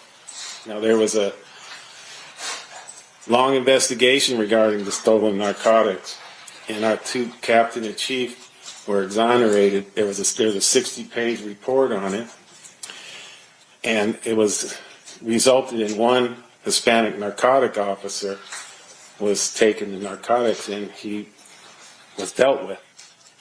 So the bottom line is, we lost our police department, 112-year-old police department. Omar Bradley ends up getting arrested and convicted, so everybody lost here. Yeah. And as a result of that, I think you told us earlier, you didn't stay in the city of Compton anymore. You got reassigned to another city? No, I stayed in the city of Compton for a year, and then I elected to go to another agency. I see. All right. And then while you were there, the other thing that you did, and you shared with us a bit about the fact that you were very well versed in the gang culture in Compton, right? Correct. And in terms of the well versed, meaning that you can identify and see patterns of behavior that would indicate to you maybe gang activity, for instance, right? Yeah. And that would also include how a person dresses. We talked a little about that. I apologize. Like, for instance, even like the way a person dresses and lives, right? That would help you determine maybe potentially that that person's associated with a type of gang. Yes. Like in this case, No. no, all right. But with regards to the way it's set up, though, is that did you at any point ever determine that Tupac Shakur was a member of the gang? No. Why not? Because he wasn't. And when you say that, I mean, obviously he's associated with the mob, with the death row label. Correct. And he was also, at that particular point, hanging around with Suge Knight. Correct. And Suge Knight was an identified mob Piru or an associate of the mob Piru, Correct. as well as other people who were mob Piru, like Mob James, for instance, that was in that association. Yes. His entourage were all Mob Piru gang members. Okay. But you're telling us right now that Tupac was not a gang member? No. Just because he was hanging around these people did not make him a gang member. Correct. Now, fair to say, of course, that even in the Death Row record label, there were actually Crips that were assigned, that were part of that label as well, right? Yes. That would have been Snoop Dogg. Correct. That would have been Dr. Dre. I'm not sure about Dr. Dre. How about, who's the other one that I'm thinking of? Is it Eazy? He wasn't associated with that record label, I think. I don't think he was. You tell me, because I'm just, I'm trying to figure it out. But fair to say, though, that within business, it wasn't about a color as much as it was about money, right? You're making money, and so you're not isolating one segment of the population from the other in terms of your product. Correct. Okay. Now, with regards to Mob James at that particular point, you had told us that you believed he was an OG. at the Yes. time. Did Mob James have any indication for violence? I never investigated him for any violence because he was in jail when I was, most of the time that I was in patrol and in the gang unit. And I don't know exactly when he got out, but when he got out, he was already older and he didn't really hang out with the younger gangsters. I see. And with regard to this retaliation thing we talked about, you said there was some concern that once the shots were fired and Tupac was hit, that there was concern that there was going to be some type of gang war back in Compton, right? Yes. Now, you shared with us a little bit how this worked. You were asleep in bed, and you get a call early morning from Reggie Wright Sr. I don't recall if I was asleep in bed, but I was at home. Okay. And can you tell us what time that you received the call from Reggie Wright Sr.? I don't recall. It was a long time ago. Okay. But would it have been still that evening or that night? Yes. Not the next morning or anything like that? And the reason why he would have called you is because he was your direct boss? Yes. Okay. Now, in addition to that, you had also mentioned that this retaliation. The shootings that occur after, you have, is it Mr. Brim's was the first shot fired between the Mall Piru and the South Side Crips? Was he the first one shot? Darnell? Yeah. Yes. And then after Darnell, who was the next person shot? I believe it was the next day at 713 North Bradfield. I believe 2 people were shot, and that's in Piru territory. Do you know if they were Piru? They were. They were. And do you know who shot them? No. All right. Now, with regards to the Darnell Brim, do you know who shot him? No. Now, in terms of the 2 Piru that were shot the morning after Mr. Brim, do you know how the order was given out for these people to be shot? No. So, no phone records, for instance, from Mr. Davis indicating that he wanted these people shot or anything like that? Correct. Now, after the 2 Piru were shot, what happened next? I believe later on another person was shot at Pine and Bradfield in Mob Piru territory. And was that person a Crip or a Blood? The person that was shot was Piru affiliated, yes. Okay, so 2 Pirus are shot that day, and then later on that day, another Piru affiliate was shot. Yes. All right, and do you know if that was an order that was given out by anybody to shoot that Piru? No. Okay, and then the next Piru the next person shot after that was who? I don't recall the name. I believe it was 80 something South Ward Street. And Was that's that in Crip territory? And so that person was a Crip? Yes. All right, and that shot occurred when did that shooting occur?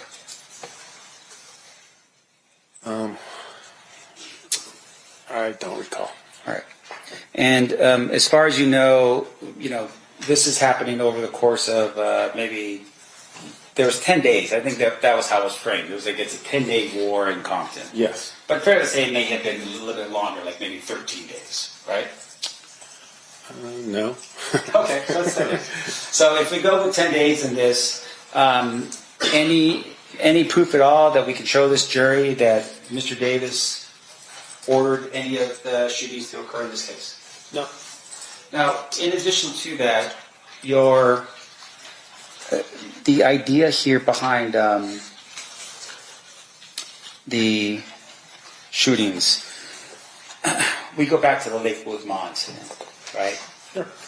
Is the Lakewood Mall incident, in your mind, the sort of the definitive act in which the war is now declared between the Mob Piru and the South Side Crips? That was the first incident that sparked this whole back and forth thing. Yes. Now, let me ask you this. Did it really happen? Yes. Okay. Now, in your book, you identify it as happening at the Lakewood Mall, Yes. and it happened in a Foot Locker. Yes. Now, do you have any indication at all of a police report or a call for 911 to the area on a fight that occurs at the Lakewood Mall that day? No. No. Do you have indication at all from the security people at the mall where they would have written up a report that said, hey, we had an altercation here at the Lakewood Mall? I don't think a report was generated by the security officers, no. Okay. Now, fair to say, of course, there's been some description of that brawl being the kind of brawl that actually required Foot Locker to redo their entire inside because it just destroyed the inside. You recall anything like that? I never heard anything like that. I just know there was a fight at the Foot Locker. Right. You heard there was a fight, but you never made any effort, for instance, and it's not your job because it's Lakewood, right? Correct. But in essence, no verification that even Foot Locker was contacted to say, hey, did a fight break out here on this particular day? Nothing like that. Don't recall. So in essence, what we have right now is what you had heard from people on the street as to what happened at this Lakewood Mall incident, right? Yes. Now, some people, I would assume, thought that the shooting of Tupac was in retaliation, or maybe the fight of Tupac and Orlando was in retaliation to what happened at Lakewood Mall. But as you're sitting there right now, you don't have any actual proof of the Lakewood Mall incident actually occurred. No. Okay. Just, Yeah. Now, in addition to that, we had heard from you a little bit about. I'm sorry, I just have to make sure I got all my notes here. We talked a little bit about your identifying of a shot caller, right? Now, a shot caller is somebody who basically tells people what to do. yes. And you had said that the shot caller is somebody that if an order is given to one of the other lower people on the totem pole, they have to follow that order. Correct. All right. And in this particular regard, you don't know, for instance, what happened in Las Vegas, who did anything in terms of a shot call or anything like that, right? I don't understand the question. Meaning you don't have any proof for us today that says that, first of all, even if Keffe was in Las Vegas, right? You don't have any proof of that. His own admission. I mean, Besides the admission, you don't have any actual, physical evidence that supports that, right? correct. And then in terms of his admission, did you ever verify what he was telling people to see what he was saying was true? As far as what? Being in Las Vegas. Did I? Yeah. No. Okay.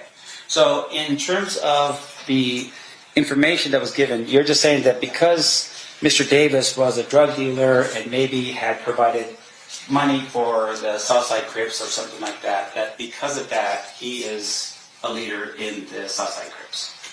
Well, there's more to it than that. Sure. But I just want to make sure I'm clear about something here. In terms of your investigation in this case, did Keffe ever order a hit on anybody before or after the shooting of Tupac Shakur? Not that I know of. I have no further questions. Thank you. All right. Redirect by Mr. Paul. Yes. I'm going to start where Mr. Sam left off. So, Mr. Samp asked you if you had any proof that Mr. Davis was in Las Vegas at the time of the Tupac Shakur murder. And your response was, his admission. Is that fair to say? Right. Now, you have investigated hundreds of homicides. Is that right? Correct. Have you ever relied on a defendant's or suspect's admission to form a case? Yes, sir. In fact, in gang cases in particular, where witnesses are scared to come out, is a defendant's admission of committing a murder powerful evidence used to prosecute? Yeah, that's how basically that's how most of our gang crimes get solved, is by self-admission or incrimination. Okay, and then Mr. Samft asked you about you don't know that whether or not Mr. Davis ordered the hit. And to be fair, you weren't in the Cadillac, were you? No. Okay. But let's go through Mr. Sam's logic. You had said that Mr. Davis was a shot caller within the South Side Crips. Is that fair? Yes. And then let me pose this to you: if using Mr. Davis's admissions, if Mr. Brown, Terrence Brown, DeAndre Smith, and Orlando Anderson, and Mr. Davis are in a car, who is the leader in that car? Mr. Davis. Who is the shot caller in that car? Mr. Davis. And so if a shot is coming, if those four people are in a car and shots are coming out of that, who has to give the authorization? Mr. Davis. Okay. So if Mr. Davis is in the Cadillac, he's the one calling that shot. Absolutely. If he tells them not to do it, say, let's handle this back in Compton, they wouldn't have had a shooting. If he sanctioned it, then there'd be a shooting. And Mr. Orlando Anderson, he was what you had called a gangster, right? Absolutely. So he would be the person that would have to listen to Mr. Davis.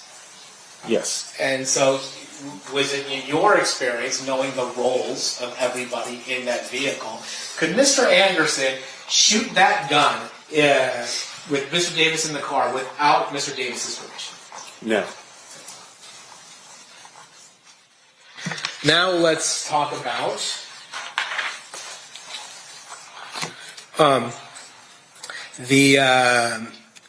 your book. When was your book published? 2017?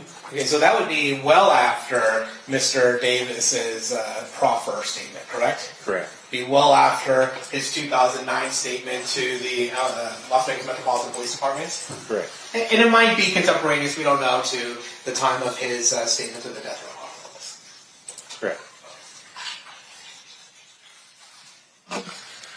Regarding the, I want to talk a little bit about the LA Sheriff's Office absorbing the Compton Police Department.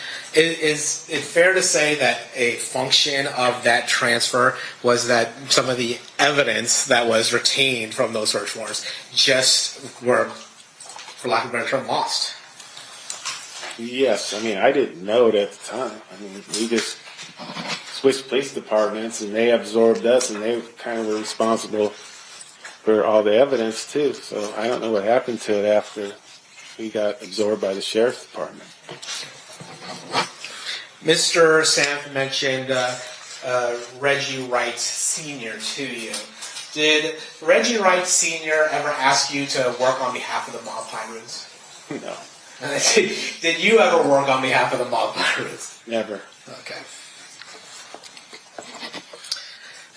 Talking about the Burris Street faction, Mr. Sanf mentioned that Mr. Sanf asked you some question about Southsiders. Darnell Bren was actually in conflict with this Burris Street crew. Is that fair? Yes. But Michael Giroux was a member of the South Side Compton Crips, the Burris Street crew. Is that fair? Yes. He went by Little Owl. Is that right? That is correct. Court's indulgence.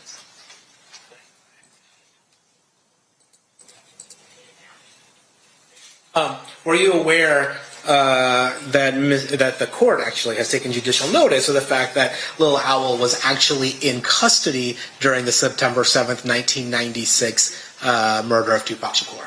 That is correct. It'd be kind of hard for him to be the person responsible for the murder of Tupac Shakur. Okay. Now, Orlando Anderson, he was also a member of the Burris Street crew. Is that fair to say? Yes.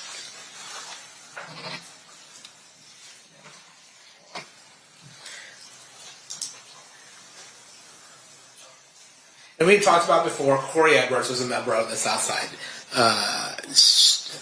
Side Compton Crips Burris Street crew. Is that yes. fair? RECROSS, Mr. Sand. Thank you, Your Honor.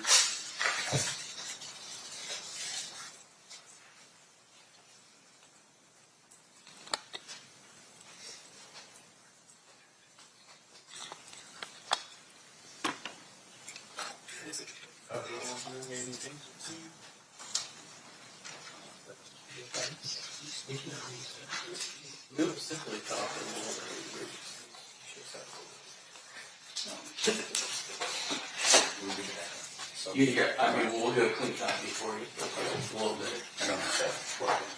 No, okay.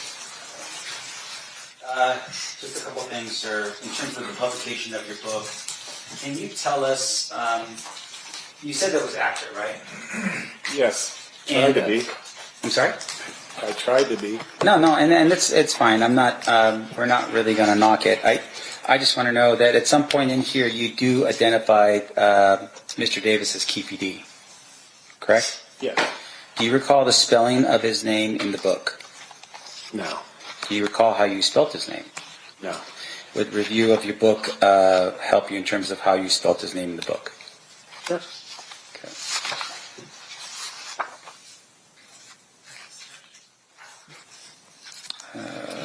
Let me make sure I got it here.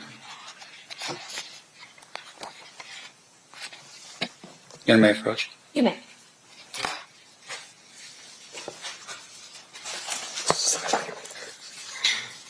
Okay. Okay. And just for the record, how did you spell his name in the book? Keefe. Right. And do you have any reason to doubt the accuracy of your spelling of his name? I could be misspelled. I don't know. Yeah. I don't. Go ahead. No, go ahead. No, but in terms of, for instance, I would imagine during the time period that that's not a usual name, Keffe. No. And you would have learned that name Keffe was more of a nickname. Correct. It wasn't his birth name, for instance. Correct.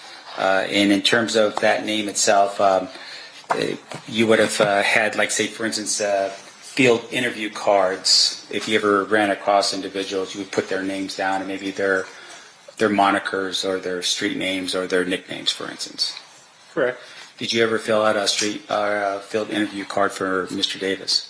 I don't think I ever did. No. Yeah. And once again, these field interview cards that you would have used are cards that would help law enforcement identify people that potentially are gang affiliated. Yes, it does help. Yes. Yeah. And what usually would happen, I would assume, is that when you happen upon someone that you're speaking to and you identify him to be maybe a member of a gang, you would write out information about him, including his nickname and so forth, on a card that would help other law enforcement know whether or not they're affiliated with a gang or not.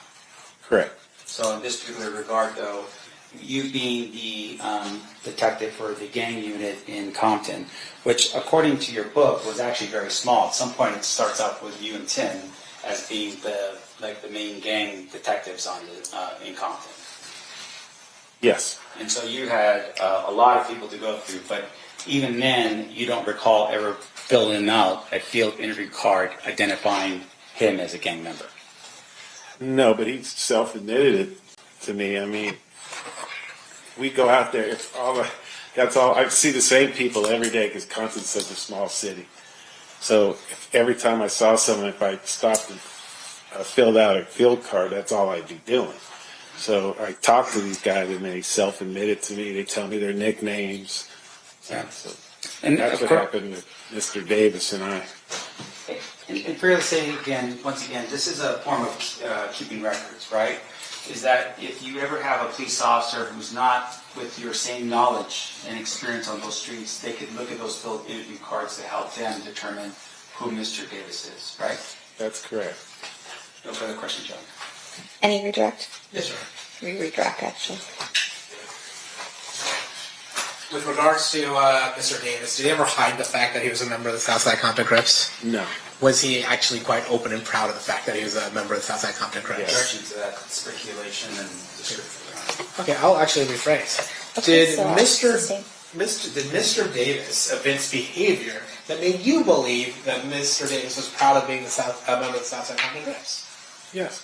And to your knowledge, did he ever hide being a member of the South Side Compton Crips? No, whenever I would see Mr. Davis, he'd always be in the company of other South Side Crips, too. And did he ever self-identify as a member of the South Side Compton? Yes.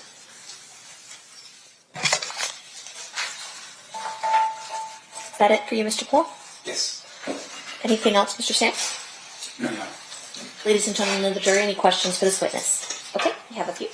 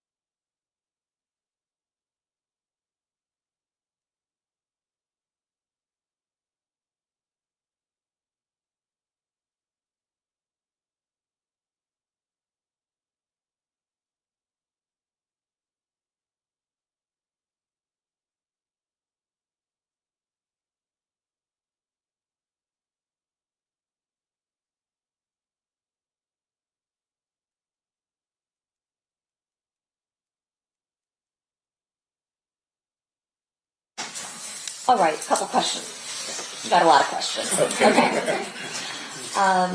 Why is Tupac not seen as a mob Piru while in company of other members, but Mr. Davis is? Well, there's nothing that documented Tupac as a Piru. Now, he associated with them, but he didn't live their lifestyle. He was a rapper.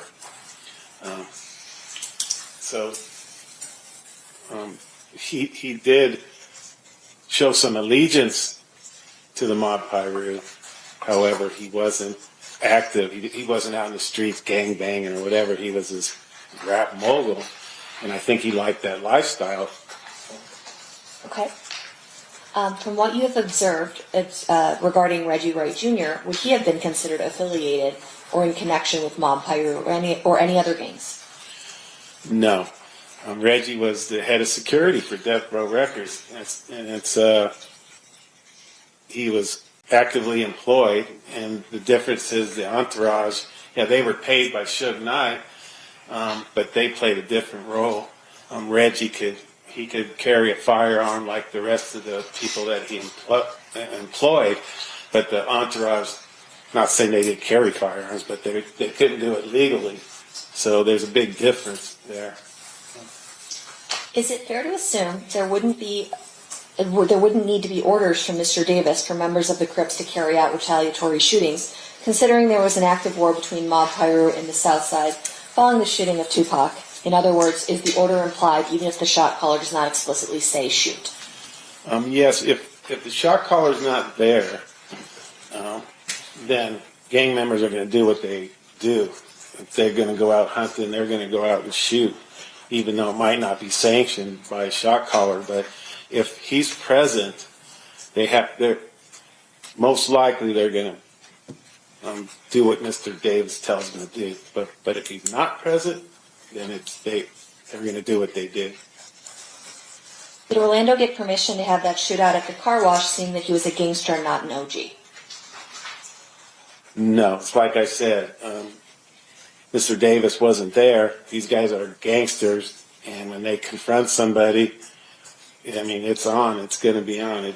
He doesn't need to be sanctioned by Mr. Davis. Now, if he does something wrong and when he gets back, he brings heat on the neighborhood or whatever for doing something stupid, then he'll be disciplined for it. And when they're out in the street gangbanging, it's a whole different story because Mr. Davis is not present. Did the Las Vegas Metropolitan Police Department ask Compton PD to help them with the murder investigations at the time that Compton searched homes on both sides, or was that something you took your own initiative? We took the initiative to ask them to come down, and once they were down here, they never asked us for help. Okay. Any follow-up based on that, Mr. Palal? Yes, Your Honor.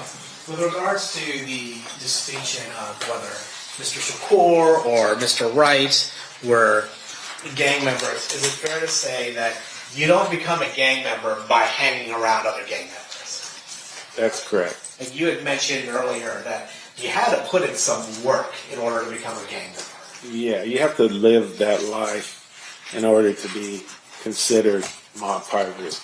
And with regards to putting in work, what are some activities that one does? Not specific to mob or South Side, but just in the gang culture. What type of work do you have to put in order to be considered actually a gang member as opposed to a guy who hangs around gang members? You're going to be out there being active, doing drive-by shootings, getting in fight with other gang members, carjacking, anything that's going to get you some respect within the gang.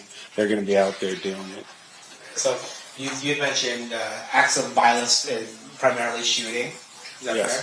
In fact, that's how you had mentioned how Orlando Anderson got put on is being part of a group that John H. was in. That's correct. And then you would also, with being part of the narcotics trade, and I guess that's too of a lawyerly word to say, selling drugs, is that one of the ways that you get considered putting in work to become a member of a gang? Yes. And as long as that money is going towards the gang.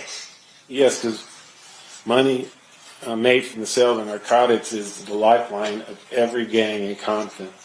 So the money that they get from selling narcotics, of course they buy more drugs, they buy more weapons, but most of these guys don't work. So the money made from the sales of narcotics, they buy cars, they pay their rent, everything that they do is generated from the sales of narcotics. The money made from that. And so while Mr. Shakur or Mr. Wright Jr. may have been around the mob Piru, is there anything to suggest that they were putting in work to become members of the mob Piru? Definitely not. And let's contrast that with Mr. Davis. Was it, in your observation, training, and experience with Mr. Davis, engaged in the narcotic sale for the purpose of benefiting the South Side Compton Crips? Absolutely. So that's the witness. Okay. Any questions based on the juror questions, Mr. Sand?